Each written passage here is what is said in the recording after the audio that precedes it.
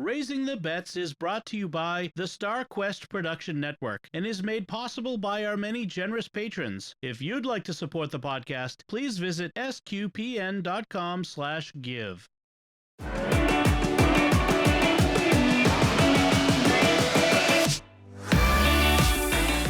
You're listening to Raising the Bets. We're a Catholic couple raising 5 kids outside of Boston. Join us as we share the joys and challenges of marriage, homeschool, and our adventures near and far as we make sense of the world and experience the best parts of our culture. I'm Dom Bettinelli. And I'm Melanie Bettinelli. So this week has been interesting. It's been busy. We've entered into a new kind of thing for our family. Right. A new phase. So just to start, the 3 oldest kids are away at summer camp, Scout summer camp, for a whole week. We've never done this before. We have never done this before. We've never had any of the kids really spend the night with away from us, with neither one of us with them. Right. Like all the camping trips they've gone on so far, one or the other of us has been there. Although no, there was the one that was at Camp Sayre, where Bella stayed over and Sophie didn't. Right, but only Bella. Okay, so Bella has done it, and it was like the next town over. It was, it wasn't that far away. Yeah, but this is a big deal. It's a whole week away for all 3 of them, and apparently, from all reports from the leaders, they're having a good time. They've been very kindly sending us photographs and updates so that we can kind of have an idea of what's going on. Yeah, from a distance. The camp is on Cape Cod, and it's being run by the neighboring scout troop. I think we mentioned before. So we drove them down on Saturday morning and dropped them off, set up their tents, sat around for a long time. There was a lot of sitting down before the campsites were assigned, so we were waiting for the assignment. And waiting. Yes, but then we finally got this set up, and there was some separation anxiety, some tears. The kids were fine. It was me and Melanie that we were crying. Go away. No, but don't you want us to hug you for a little longer? Go away. No, there was a little bit, I think, of on their part. Yeah. But it was fine. They're doing great. They're earning their merit badges and doing all the bird watching and other stuff. I'm not even sure all what they're doing. Swimming. Yeah. So, those 3 of them are there. 2 of them are with us. Anthony and Lucy have stayed behind. Next year it'll be 4 of them. This is very strange to be you and me and 2 kids. Yeah. It is a very odd experience. So, yeah.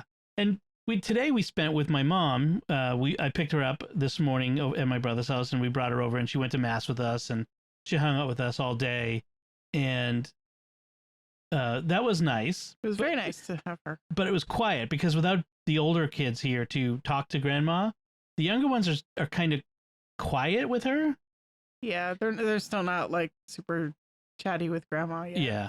So it was me and Grandma just sitting around being quiet a lot, dozing off in the we have a new screened in canopy in the backyard, and so we sat out there in the shade and dozed this afternoon. Lucy and I made chocolate muffins because she's been wanting muffins for a while, and so I told her I'd make them with her this afternoon. And I went to Whole Foods and with Anthony and picked up some steaks for dinner and just do something nice for my mom. So that was nice. It was a beautiful day. Like we had yesterday, so when we dropped them off, it was the 4th day of a heat wave. It was in the 90s, high humidity. It was a hot day for setting up tents. We were just all dripping and sweat. Dripping and miserable. It was yuck. But today was beautiful, dry, clear, not too hot. It was a really nice day. So they'll be there till next Saturday. So this is going to be a big week. So the big thing is I want to figure out ways to make it like sort of a special week for Anthony and Lucy. Meanwhile, I want to do some house cleaning and organization and all the school planning. So I'm going to take the 2 of them and do something for at least a couple of days. We might go camping. I'm still going to figure out the logistics of that, but we're going to do stuff away with just the 3 of us to leave Melanie at home to do the things that she wants to do. And I think that'll work out. Yeah, that'll be good. Yeah. The other thing that happened this week, it was our anniversary. That was 16 years. 16 years. And we didn't do anything special for it because we were packing 3 kids for camp. Yeah, it was like so because our anniversary was Friday, the day before. Right, the day before they left. So we did get takeout. We got Jamaican takeout. No, we got Vietnamese takeout. We got Vietnamese takeout. Jamaican was your birthday. My birthday was Jamaican takeout. Yeah, I was wrong. Jamaican me crazy. Right. So we got Vietnamese takeout. It was nice. It was really good. And here's the thing. Last time we got Vietnamese takeout from the same place, it was really expensive. This time, I didn't. Well, last time we did takeout, we got delivery. Right, we did delivery through DoorDash. This time we said, let's go to their website, order directly from them, and go pick it up because it's not that far away. And it was like 60. And we also got like I think 1 or 2 fewer dishes because we realized we over purchased last time. We didn't, but it was still like half the cost. Yeah, it was crazy how much less expensive it was to not use DoorDash. So, pro tip: if you're ordering food and if you get away with it, don't do DoorDash. Go pick it up yourself. That's just and it was really like it was a pleasant drive with a couple of the kids. Yeah. They had the food ready as soon as I walked in the door, so it was no trouble. Right. And good place, good food, get some pho and some spring rolls, and you got a vermicelli bowl, and so did Sophie. I think she got a vermicelli, yep. 2 different ones. So they have, I just love Vietnamese food. And we're so lucky to live 1 town over from a town with a very large Vietnamese community, which means there's a lot of really good Vietnamese food. Mm-hmm. So we're very blessed. So that was about it for our anniversary. Because like I said, I bought some cheesecake when we were out. Oh yes, we did celebrate with a dessert. It was one of those multi-flavored cheesecakes. Cheesecake sampler plate. Yes.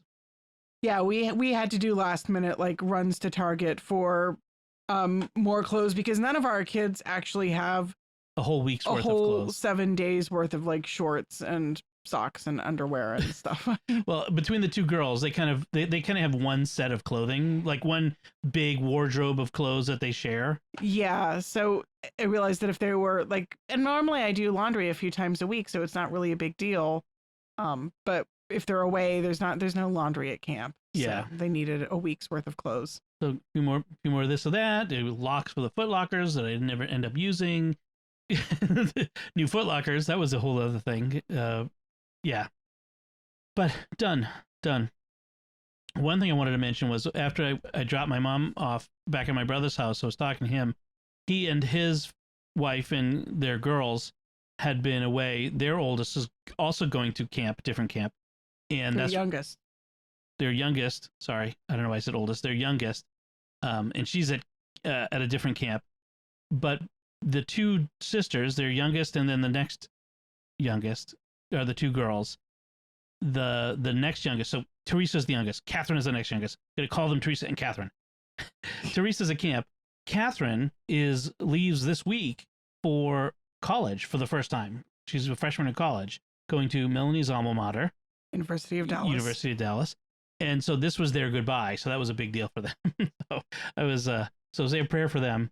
And then we found out that one of my other nephews, John Paul, who I've mentioned before is a second lieutenant in the Army and is trained to become a helicopter pilot. He's found out where he's going on his assignment. He's going to be a Black Hawk pilot at Fort Bragg with the 82nd Airborne, which is hoorah. Oh, did he officially get the assignment? That is official. The other option was the Fort Campbell in Kentucky, where we drove. I was telling John, like, hey, we just drove past that. It's just an hour from Nashville. When we went to Kentucky that time. Right. So that was really cool. And yeah, I mean, so they're doing awesome. Their other kids their other boys are great. I mean, it's just really great to see how well my nieces and nephews are doing. They were also very little when we first met. Yes, I was recently looking at for our anniversary, looking at the pictures of our wedding and seeing how small they were there. Now they're grown up and getting ready to get married and go off to be in the military and all the stuff like this, go to college. It is wild. Anyway, so that's what we've been doing. I mean, it's a lot. It doesn't, but it's only like a couple things. But it was a lot, like of preparation with the summer camp. That was a big deal. Yeah, we've never done this before. I'm already making a list of like what we should have done different.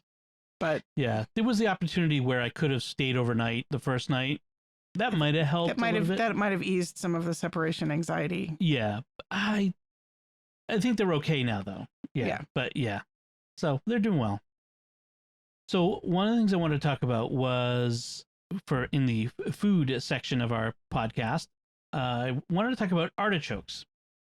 Artichokes have a long history in my family. When my mom, who's not Italian at all, she's French and Russian. When she was first dating my dad, or when they were engaged or first married or whatever, they would go to my grandma's house on Sunday because this is what everyone did. And you go to mom's house on Sunday for Sunday dinner, and one of the foods they would eat would be artichokes. And the way you eat an artichoke is you peel off, they're cooked. You peel off one of the leaves, and then you kind of use your teeth to pull off the tender meat, you might say, of the leaf at the bottom of each leaf. That's got a lot of flavor to it. You pull off with your teeth. But my mom didn't know what they were doing, and she leans over to my dad and says, "Dom, why are they kissing the leaves?" It's like, they're not kissing the leaves. She thought it was like some strange Italian ritual where you kiss the leaves as you peel them off until you get to the heart of the artichoke, which is what you really want to eat. No, they're not kissing it. Now, artichokes, when I was a kid, the only way we ever had them was stuffed artichokes. Breadcrumbs, cheese, like Parmesan, some herbs, maybe parsley or something, and then you kind of stuff all that in among the leaves. And then it was put in a pressure cooker and pressure cooked.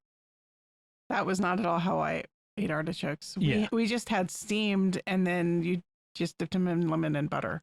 Right. And the thing is I really like the stuffed artichokes. I mean, all that bread and cheese and yum, but it's a lot of work, which is why I never make them. But now I started making them the steamed way. Yes. Much easier. Much easier. Just, it's like you put it in a steamer with some water. You cut off the top quarter of the artichoke, and you want artichokes that are pretty tightly closed and firm. And you cut off the top quarter. You trim the stem, and in fact, what I like to do is I like to use a paring knife or a peeler and peel the outer layer off the stem, because if you do that, once it's cooked, you can eat all. The stem is the same as the heart. It's all edible, all yummy. So don't throw it away, no matter what the recipe tells you. Anyway, you trim it, you put it in the steamer, like you boil the water inside, you put it in the steamer, stem side up, and then you put a tight cover lid on it, and you steam it for 40 minutes. For the large ones, if they're large artichokes. If they're small artichokes, you should do like 25 minutes, but 40 minutes, and they're done. And then you take them out, and you mentioned the lemon butter. That's a good thing. But we had some leftover Hollandaise sauce the other day. They were like, "Hey, let's try the Hollandaise sauce." Oh my gosh. It is so awesome. I was taking, like, once I got to the heart and peeled off all the choke, I get the stem in my hand. It's like a cone, and I'm like spooning the Hollandaise onto it. Oh my gosh, so awesome, so decadent. It was.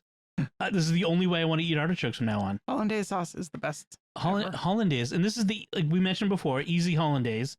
We talked about in episode 82. This blender Hollandaise sauce, where it's melted butter, egg yolks, and lemon juice in a blender, and basically boom. I mean, there's a couple steps in there. Well, still need to figure out what to do with the egg whites. Yeah. Well, what is a good way to use up old egg whites that is not making an egg white omelet, because those are gross? Yeah. And not angel food cake, because really we don't need more cake. No. So one of the things that uses egg whites a lot is in a lot of Chinese cooking, you put like the chicken and the other stuff, like you coat it in egg white and an egg white cornstarch slurry, and it gives it a nice coating. That's the only thing I can think of for using egg whites. Yeah, all I can think of is like meringue and macaroons and things, and those are sweet sugary treats that I don't need. We need savory uses for egg whites. I do not need to make meringues. I don't even really like meringues that much. Someone invented meringues as a way to use up egg whites. Yes. So we gotta. If you got any ideas, we'd love to hear them. But we gotta figure out what to do with all these egg whites that were in. Unfortunately, a lot of them have ended up getting thrown away because I've like saved them and then never used them. Right, and so you gotta toss them. Yeah. So artichokes. This is artichoke season. Get them. The other. You know what else season it is? It's peach season. Oh my gosh, yes. Ripe peaches. I'm waxing rhapsodic again because every year when peaches are in season and they're ripe and they're juicy and they're unlike peaches at any other time of the year, peaches the rest of the year are inedible compared to these. It's so awesome. So that's food. Any other foods we need? We have been, again, refer to packing for summer camp. We've been having pretty basic dinners. We have not been cooking. We've had chicken curry. We've had, pork chops, nothing interesting or exciting that we haven't already talked about many times. On the way home from dropping off Grandma, by the way, we stopped at Crescent Ridge again. Remember we talked about Crescent Ridge ice cream last time, and I was with Anthony and Lucy, so we stopped for an ice cream. And I told Lucy we should get a cup in a cone. So you put she's like, what is that? It's like, so the ice cream goes in the cup, and then you put a cone on top so you can have the experience of both. Oh no, I want a cone. I'm like, how fast are you going to be able to eat that? I don't want a cup. Okay. So we get the cone, we walk across the parking lot, and the ice cream falls off the cone onto the parking lot. And that's why you get the cup. Yes. Now, there was a gigantic line. There was no way I was getting back in the line. I pick up the ice cream, I plop it back on the cone, I wipe off as much of the dirt as I can, and then she complains, there's still sand in it. So I'm like, I did what dads must do. I licked all the sand off. You are a hero. I'm a hero. I would not have done that. Yeah. I'm like, oh, the grit. I mean, the ice cream is awesome, but the grit in my teeth. Oh, it was, yeah. So, and then in the car, she said, when daddy says something, you listen. Do what daddy says. He's smarter than I am. That's right, girl. You listen to me. You keep saying that. So, yeah, that was a hard lesson. That was a hard lesson to learn, but she's learned it. I mean, it's not like the ice cream went to waste.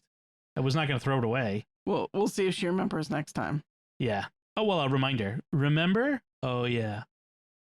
Anyway, let's talk about what we've been reading and watching. We watched the new Marvel series, What If? Now, this is an animated series based on the Marvel Cinematic Universe, where each episode imagines a variation or a variant on what we know of as the Marvel Universe.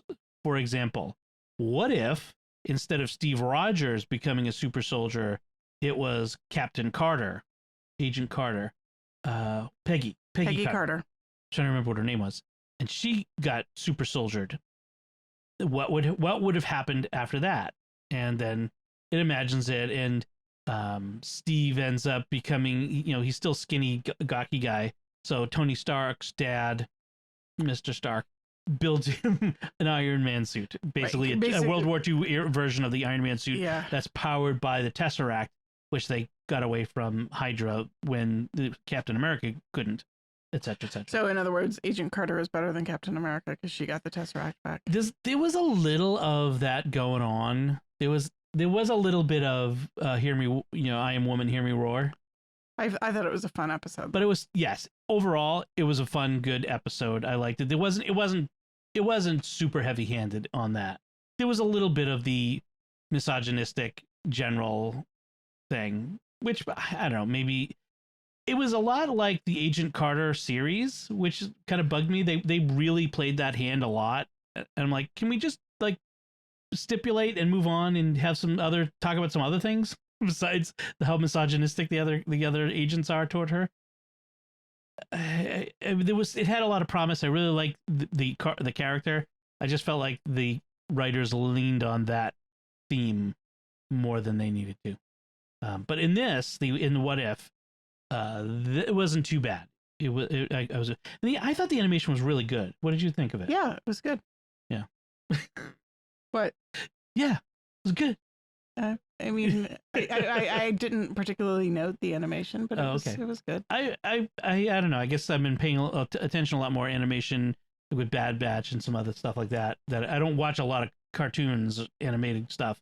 So I don't know, but I've been watching more of it lately. So it's I noticed how good the animation was in this. Yeah, I didn't like dislike it. I didn't particularly remark on it. Okay. So future ones will be like have what if I can never remember the name of the character from Black Panther. I was going to say Chakotay, but that's Star Trek. Chaka Khan. No. Yeah. Now you've got me forgetting because I'm sure I knew it before you. Before I did my Chaka Khan thing. Yeah. Anyway, there's one where he actually becomes Doctor Strange, where he gets the cape and all that. So it's going to be interesting to see how they do it. And there's a zombie one, Wakanda Forever. What is it? Wakanda Forever? No, what's the character's name? Black Panther's character. Like everybody's yelling it at their phone right now because. Okay. I'm looking it up. I'm just not seeing. No. Black Panther was played Chadwick Boseman. Yeah, I can think Chadwick Boseman. The name is on the tip of my tongue. IMDb is loading slowly because that's what they do. He played T'Challa. T'Challa, that's right. T'Challa Khan? No, T'Challa. Stop. See, this is why it gets messed up in your head and in mine because you say the wrong thing right after we say the right thing. No, it's actually a mnemonic. It helps me remember. No, it does not help you remember. It does not help you remember. Okay. I wonder who's playing. They're getting to replace him. If they're going to have like another actor play the character, or they're going to kill off the character and have another Black Panther. I'm kind of curious. Another king. Hail to the king, baby. I don't know. I'm just sad that Chadwick Boseman. Yes, he was kind of awesome. The actor. He was as a person. Yeah. Yeah. A friend of yours knew him. I think we talked about that. Yeah, I think we did. Yeah. All right. So we watched What If, and then I finished reading a book called another one in the Star Wars: The High Republic series called The Rising Storm. This was one of the best of this new series, and I'll tell you why. Because it really gives you a sense of what the Jedi were like at the height of their not powers, but of their powers, the height of the Order at its best. Like how would the Force work with Jedi as they were supposed to be, not decadent and corrupt and kind of losing it in the prequels, but when they were at their best. And it was fascinating because it's like things like the Jedi, like they got their power in the Force from other people around them who thought good of them, who loved them. Like they gained power from love and courage and encouragement and stuff like that. Interesting. Yeah, it was really kind of wild. And and a Jedi who is tempted to the dark side and kind of gives in, and the other Jedi, he's not cast out, but he's helped back on the path and given a means by which to recover himself. So this is basically when we're told that Luke needs to restore balance to the Force. We don't really know what balance looks like. Yes. Even in the prequels, that the Force is already not unbalanced. Right. So the High Republic is what the Force looks like when it's balanced. Yes, when the Jedi were the way, like what exactly the Jedi were supposed to be. The Jedi when they were the best at what they did. Interesting. Yeah, and there's no Sith. It's not like it's the Dark Lord is out there manipulating things. There's no Sith in it so far, as far as I can tell. But there are. But there is an enemy called the Nihil. They're a kind of chaotic group of pirates, basically chaos pirates. And it's really good. I mean, there's the Republic itself is at its height, and this challenge they're facing is really challenging the Republic and really putting it on its heels. And this may actually be the beginning of the fall of the Republic. It takes place several hundred years before the prequels, but this Yoda is still one of the most powerful Jedi, but he's conveniently off somewhere. He's not in the story, which is kind of interesting. I think they decided Yoda would be too easy. Like he'd be the recognizable character that we all know, and therefore, boom, here he is. But it's like it's interesting to see things like, oh, the Togruta, Ahsoka's race are not yet part of the Republic, and they're an independent group, and so things that we know of in the current movies and stuff that has not taken place yet. Right. It's fascinating. It's good. Some of the books, it's been uneven. Some of the books have been better than others. This was one of the better ones, I have to say. And what was the title of this one? The Rising Storm. The Rising Storm. Yes. So I'll be curious to see. And they have there's a couple things. They keep introducing alternative lifestyle stuff in them. Was not a big fan of that. Like it just kind of gratuitous, like but it's what we do now. This is the society we live in. We have to put all the representation. We have to put all this stuff in there. There was also a reference to a Jedi falling from his promises of celibacy, and in that, nothing graphic, but still, it's what they're doing. So I'm not necessarily comfortable with giving this one to the kids, right? But they do have some YA novels, including one that kind of takes place within the events that are in this novel, which is interesting. That I'm going to check out and maybe recommend that to the sometimes to the YA is yes. There's younger than middle grade. 8 to 12, I think it was. Okay, that's not YA. I can never remember what these categories are, but 8 to 12 was this like junior grade or middle grade.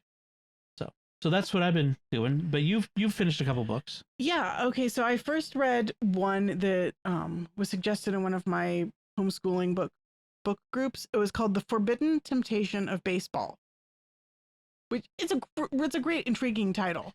Yeah, I don't look at you reading a baseball book. It was not really a baseball book, despite the title. So what it is a historical novel. It's a like we said, a middle grade novel.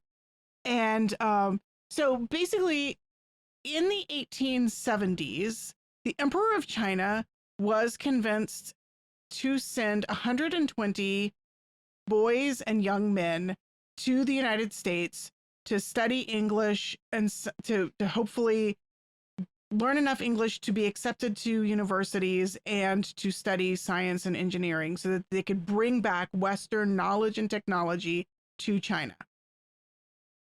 And so this is the story told from the point of view of one of those boys. He's one of the youngest of the boys who's sent to the United States. And he comes with his older brother. And as the story starts, they're on a train from the West Coast to Connecticut, which is where the program is located. And they get held up by train robbers, which actually historically happened. Like one of the groups of Chinese scholars was held up by Jesse James. Huh. So cool. Like his older brother ends up saving their gold, which they've brought with them to pay the people who are hosting them. So they stay with families. And although the main character is fictitious, most of the setup and stuff is real. So they stay with host families, and they've been told like they're supposed to learn English and learn American like science and technology, but they don't want them to lose their Chinese culture and heritage. So they are under strict orders not to cut off their queue, the long braid that they wear, which signifies allegiance and loyalty to the emperor. So if they cut it off, they're sent home. Like it's automatic. You go home. They're not supposed to date American girls, and they're not supposed to play baseball. Okay. So that's where the title comes from, The Forbidden Temptation of Baseball. Well, it turns out that our protagonist, the family he's staying with, had actually lost their only son. And so it creates this really interesting dynamic where there's some sort of resentment, but there's also sort of a sense that these two Chinese boys are kind of supposed to take the place of the lost son. The father of the family is a Protestant minister. And so they're also supposed to not join any American like Christian churches. They can go to church because that's kind of expected culturally, that they'll go to church with their host families, but they can't convert. So that all of these tensions play out really interestingly. The protagonist, his name is Leon, but they call him Leon. Right. His Americanized his name, and so he goes by Leon through most of the book. He is very excited about science and engineering. He loves the railroad, the train. Like, he keeps sneaking off to look at the engine and get closer looks at how the train works. Kind of reminds me of Anthony in that way. Like, I could see Anthony like running off and like trying to figure out how everything works in the engine. Yes. But his older brother is resentful and does not want to be in America. He had hopes of studying for the Chinese civil service exam, and he's very mad that he's been taken away from that and sent to America instead. And he has no interest in learning English, and he's not very good at English, whereas he was very good at memorization of Chinese poetry and stuff. So there's this interesting interpersonal conflicts, and it was a really great look at a bit of history that I knew nothing about. I really thoroughly enjoyed it, and hoping some of the kids will pick it up and read it. Cool. And then the other novel I read was one I picked up from the library. Several of my friends have recommended Barbara Pym to me, and I have never read anything by her. So I picked up the only Barbara Pym novel that was on the shelf in the library, and I have no idea if it's one of her better books. I kind of get a feeling it might not be. But it was called Quartet in Autumn. And it was a very odd novel. It was about 4 elderly people who are working together in an office in London. And they aren't friends, really, except they're just coworkers. Right. But they're all lonely. One of the men, it's 2 men and 2 women. One of the men is a widower, and then the other 3 have never been married. And they're just very kind of sad, lonely people. And nothing really happens in this novel? Okay, well, I wouldn't say that. It's definitely not a dramatic novel. So the 2 women retire and then are kind of don't know what to do with themselves because they really don't have friends or family or a life outside of the office. Like, they all kind of, I would say, lead lives of kind of sad desperation. The least desperate is the widower, who's sort of a church junkie. Like, he's all about all the church stuff all the time. Like, every day he goes to a different church and all the celebrations and feast days. Anyone who's ever worked for the church knows someone like that. Right. Like, he's always like, who's having a festival today? Where can I go to a special like Saints Day service or whatever? And he's like, makes the rounds. Is he Catholic all the or churches. just high Anglican? They're high Anglican, Anglo-Catholic. Okay. So they're in communion with the Church of England, but they celebrate all the Saints' Days and the Stations of the Cross and all of the smells and bells, and you wouldn't be able to tell the difference really from being Catholic, except they don't follow the Pope. They don't follow the Pope. But one of the 2 women dies of breast cancer, and surprisingly leaves her house to the single bachelor guy, who you kind of get the feeling that they both had some sort of interest in, but they never acted on it. Huh. Like, he was kind of interested in her and she was kind of interested in him, but they never said anything or did anything about it. And so she ends up leaving her house to him. And ironically, after her death, the 3 survivors keep having to like circumstances throw them together. They plan her funeral. They go to her funeral. The churchy guy was Edwin was the one who found her in her kitchen. She was kind of struck, and then he calls an ambulance and takes her to the hospital, and she dies in the hospital. Like, had a stroke. Wasn't really clear. It wasn't really clear what exactly she died of. She'd kind of stopped eating, and it sounds like maybe she'd had reoccurrence of the cancer, but it never really specified. Okay. This sounds like a Merchant Ivory movie. Which, like, it's just like 2 hours where nothing much actually happens. Yeah. I kind of felt like a lot of it was very sad. Like, there's sort of the social worker who keeps checking up on this woman who's got the cancer survivor, but it kind of ends with the three of them almost being reinvigorated. Like now they've got sort of, her death is almost like the push they need to kind of do something else with their lives, to kind of get out of the rut. Okay. So there was a little bit of a hopeful turn at the end, but it just sounds like kind of an exploration of there are probably lots of people out there who are like this, where they get up, they go to work, they don't really have a life apart from the job that they have. I mean, it reminds me a lot in a way of Viktor Frankl's book, Man's Search for Meaning. Like, we all need to have meaning in our lives. And if we don't have meaning or purpose, right. Like, and he talked about like the difference in the concentration camp, which is what sort of fueled the book, the difference between those people who had something to live for versus those who had no meaning. Like, you can endure the most brutal, horrific sufferings if there's some sort of meaning.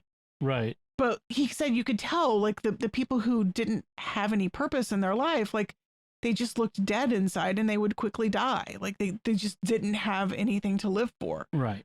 Both those in the camp, but then even after they were liberated from the camps, like, there were some people who they couldn't get beyond the experience of the camp and find a purpose to move forward in life. I love Viktor Frankl's Man's Search for Meaning is one of my favorite books ever.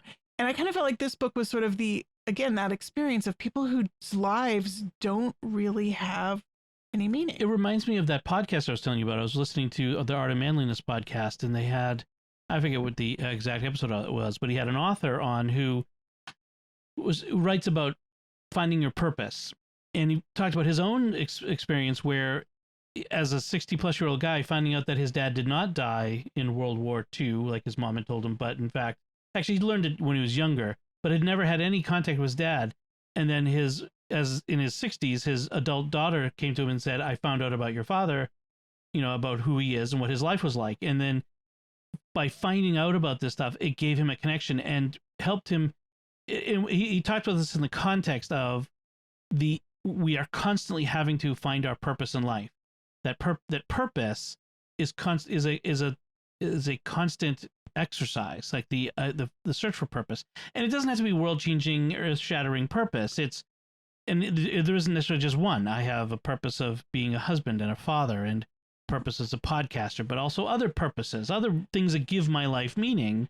Right, but you have to have some sort of meaning to, like, just get out of bed in the morning. Right. Like, there has to be a reason outside of myself to do the things I do. For there to, like, you mentioned that one of the characters, she just stopped eating because what's the point? Like, I'm not interested. Like, I'm eating alone, and why go to any effort to make anything interesting? It's just me, and she's lost even the purpose of eating. So, yeah, it sounds interesting. I mean, it was a very interesting in terms of sort of a portrait of reality. I mean, in a way, this is what novel fiction does: is it holds up a mirror to the world, to life as it is. And I mean, it was kind of a lot of it was sort of depressing, and yet I found myself kind of wanting to keep reading because I really wanted the people in the novel to find some sort of purpose, to find a meaning in life. And I guess they kind of did, but except I felt like the one woman, Marcia, she kind of dies with no sense of purpose. Right. Although there's a little hint that the nurse who attends her deathbed says that, she just really looked beautiful and transformed at the moment of death. Like, maybe there was something. Maybe purpose can be found even at the moment of death. Yeah. Like, maybe it's hard to tell from outside what sort of internal experience she had. Maybe her purpose was found when she left the house to this guy. That, like, her purpose was fulfilled in bringing these three people together again. Right. I mean, it seems kind of depressing, like, to think that my purpose in life is to give other people meaning in life. Well, I mean, that's kind of parenthood. but on the other hand, I mean, it was kind of beautiful at the same time. Well, it's a selfless purpose, that's for sure. I mean, shouldn't that be what purpose is about? Is it not about what we do for ourselves, but what we do for others? Right. I mean, in a way, she sort of did have this, like, self-giving moment. Like, she did do something for him that right kind of knocked him out of himself. Right. And then by, as you say, by proxy, the others as well. So anyway, it was an interesting novel, and I'm looking forward to reading more Barbara Pym. Maybe some people who love her can suggest their favorite novels so that I can have. Was she the one that I was telling you that Amazon had a series based on the novel? I have no idea. Oh, there's I'll have to look it up. I'm not going to do it now, but the guy who plays Moriarty in the Andrew Scott was starring in a new Amazon Prime limited series, which we used to call miniseries, based on a 1940s British novel by a female British novelist. And I don't know if I thought it was Barbara Pym, but now may have it all mixed up in my head. So never mind. Okay. So if I find it, I'll talk about it next time. All right. Maybe I'll watch it. Maybe you'll watch it. Let's talk about today, as we record this on Sunday, is the Feast of the Assumption, the Solemnity of the Assumption. And we had a rip-roaring homily today. Oh my goodness. I was literally crying, like tears running down my face, and I didn't have any tissues or hankies in my pocket, so they just kind of dried in my face. Father Elias, who's one of the Nigerian priests he helps out at our parish. He's not assigned to it. Right. He's just sort of a visiting. He's a student at Boston College, and because our pastor is Nigerian, they must have connected up, and so he does masses in our parishes on occasion. So he was there, and there were three things I got from today's readings about the Feast of the Assumption of Mary assumed into heaven, body and soul. So first, Father Elias. Let me first talk about the first reading. Oh, okay. Before we get into Father Elias's thing. So the reading there's a variety of readings, and so let me find the one that we did for Mass during the day. We had the woman clothed in the sun, right? Right. For the Mass during the day from Revelations 12. And the great sign appeared in the sky, a woman clothed with the sun with the moon under her feet and on her head, a crown of 12 stars. She was with child and wailed aloud in pain as she labored to give birth. Then another sign appeared in the sky. It was a huge red dragon with 7 heads and 10 horns, and on its head were 7 diadems. Its tail swept away a third of the stars in the sky and hurled them down to the earth. And when you read that, I said, isn't it interesting that the Perseid meteor showers, which are the biggest meteor showers of the year, occur right at the Assumption, like right around the Assumption every year. So third of the stars. A third of the stars cast from the heavens, like as a reminder. Like obviously they're not actual stars. Again, they're meteors. They're little rocks falling through the atmosphere. But I just think it's kind of cool how even nature tells the tale of Scripture. It speaks to us of God. Interesting. The heavens proclaim the glory of God. That's the phrase I was trying to remember. Yes. So in this case, the heavens literally are proclaiming the glory of God by reminding us of this Scripture that we will hear on that Sunday. I love, that's one of my favorite Scripture readings, I have to say. I love the image of the woman clothed in the sun. I love the way, I remember listening to one of Scott Hahn's Bible studies on Revelation, and him talking about how it says God's temple in heaven opened and the Ark of the Covenant could be seen in the temple. And then we go right to a great sign appeared in the sky, a woman clothed in the sun. The woman clothed in the sun is the Ark of the Covenant. Right, exactly. Revealed in the temple in heaven. Right, because what does the Ark of the Covenant hold? It holds God's covenant, God's promise. And Jesus is the Father's promise to us. He's the new covenant. Right, he is the covenant. And so she's the Ark. That is one of her traditional titles, is Ark of the Covenant. Right, in Our Lady of Guadalupe, that image is a depiction of this. The woman clothed with the sun with the moon under her feet and on her head a crown of 12 stars, who is with child. That is Our Lady of Guadalupe. That's right. That image. So it's I love this voice. And then I heard a loud voice in heaven say, "Now have salvation and power come, and the kingdom of God and the authority of his anointed one." I love the imagery in this, and the dragon, and the Nahash from the book of Genesis in the Garden of Eden. It wasn't a little snake hanging from a branch, folks. It was Nahash, the dragon that Adam had to face down. Adam and Eve together. I think Western art has sort of shortchanged us in our yes in our mental imagery of the story. Yeah, because Adam didn't do what Jesus did, which was to throw himself in front of his bride, Eve, in that case, the church, in Jesus's case, and sacrifice himself for the sake of his bride, with confidence and trust in God that you would be raised again. So Jesus makes up for the sin of Adam in that case. So that was the first reading. I wanted to mention that. So Father Elias tells a story. Now go ahead and tell what he was said in his homily. So he started off by talking about how we often misunderstand the Assumption of Mary. And he used as an example a pilgrimage that he took to the Holy Land. And he talked about how their tour guide was an Israeli who was not Catholic. He was a Christian, but not Catholic. And he was very dismissive. Like they toured the where were they when they? I think he mentioned like a bunch of places they went to. Right. He mentioned a bunch of places. Was it the Garden of Gethsemane? It was either the Garden of Gethsemane or it was the Mount of the Assumption. Olives. The Ascension. The Ascension. Oh yeah. It was probably the Mount of the Ascension. So he was saying that. So he was telling the story of like the Ascension, and he said, some people believe that Mary was assumed into heaven, and that's Catholics not true. What he said was Catholics assume Mary is in heaven, and that's why it's called the Assumption of Mary. Oh. Which is not at all what it means. Right. So Father Elias said, "Excuse me, I'm a Catholic priest, and this is totally wrong. And you're wrong, and you shouldn't say that anymore." Yes. Like he was very, very direct, in a very direct Nigerian priest sort of the way that Nigerian priests have a certain way of speaking like that, with authority, which I love. And yeah, he did that. It was beautiful. Just sort of you can't say that. That's wrong. That's You're talking about my mother, right? That's not what we believe, and you can't talk about my mother that way.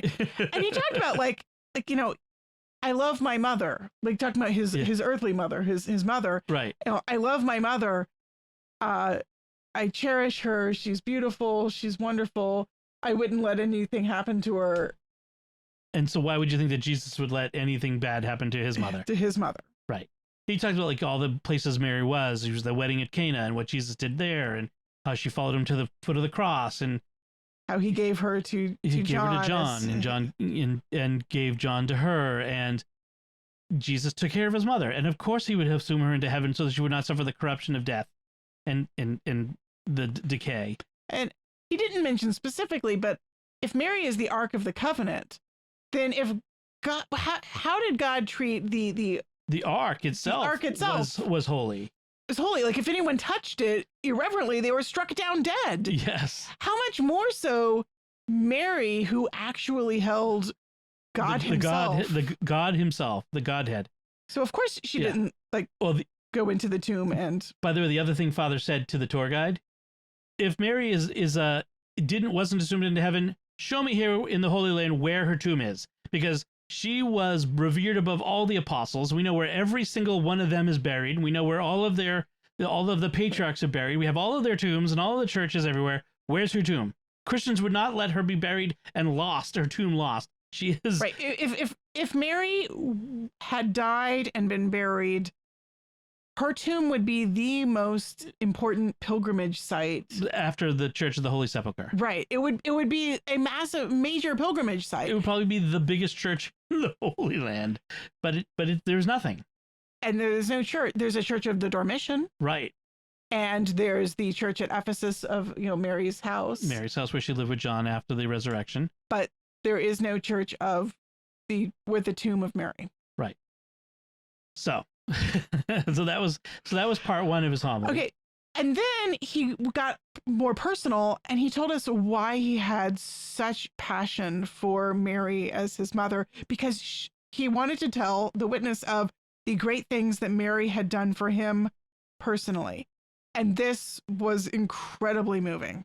So he was in seminary. He was in the final year of seminary, preparing for ordination, and he went to the spiritual director, and the list of the men to be ordained coming this year was up, and he and his friend were not on it for some inexplicable reason. Even though he'd finished all of his classes and done everything that was required of him, and he went to the rector, and he didn't know why, and it's just the way it is. I mean, they have so many priests being ordained in Nigeria that it's like, there's so many of you, I can't keep track. I think he didn't get into details, but I think that there was a sort of an implication that the bureaucracy was just such that there was no way he was going to cut through it and get to the bottom of the problem. So Father decided to take it to the top. He and his friend, he told his friend, "What we're gonna take care of this. There's one person who will go right to the top for us, Mary." So he told his friend, "We're going to get up every night at 3:00 in the morning and go to the chapel and pray before Mary for an hour." I love this. We're going to sneak into the chapel. Because clearly they weren't supposed to be in the chapel at 3:00 in the morning. Right. So it was very clear that they were sneaking around. Now I think I know why Father was left off the list for ordination. This was his personality. So it's possible. He said they snuck into the chapel and prostrated themselves before Mary and prayed there for an hour for her intercession, because they so wanted to be ordained to become priests. Begging to be ordained. Begging her intercession with her son that they could become priests. And they did this every night for 3 months. 3 months. And then just before ordination... He said 2 days before the ordination. A new list came out, and he and his friend were on it. No explanation. No one said anything to them. They just were there. Their names were suddenly on the list, and they were ordained. And that's why he took as his middle name Mary. He is Father Elias Mary. That's how he is officially known. Yes. So I loved that, and he's just like, his love for Mary, his passion for her, his devotion to her was so infectious. He's telling everyone that they should pray the rosary. Pray the rosary. It will change the world. It will change your life. And he was bemoaning the fact that there were a lot of Catholics out there, and this may surprise you if you're at all a devout Catholic. A lot of Catholics who don't even know the Hail Mary prayer. Catholics. Right. He said when he prayed the Our Father with people, everyone knows the Our Father and would say it along, but there were a lot of Catholics who don't even know the Hail Mary. Yeah. Which, I mean, as a graduate of Catholic school, I can't even believe that anyone doesn't know the Hail Mary. It both shocks me and doesn't surprise me at the same time. It's just, it's the world we live in. I mean, there are people Catholics who go to church every Sunday who don't even know the very basics of not even just Catholicism, but of Christianity and of the Bible. And I mean, remember you teaching CCD with the kids who didn't know who Noah was or Moses. They didn't know who Abraham was. When I said something about Abraham, they asked me if I meant Abraham Lincoln. Yep. Yeah. These were like... These were the kids who were in CCD. Yeah. And they weren't like toddlers. They were, fourth grade, 9, 10 years old. I mean, yeah. So not surprising. I don't know. It gives me renewed hope. I mean, we pray every night. What's the prayer we're praying in night prayer?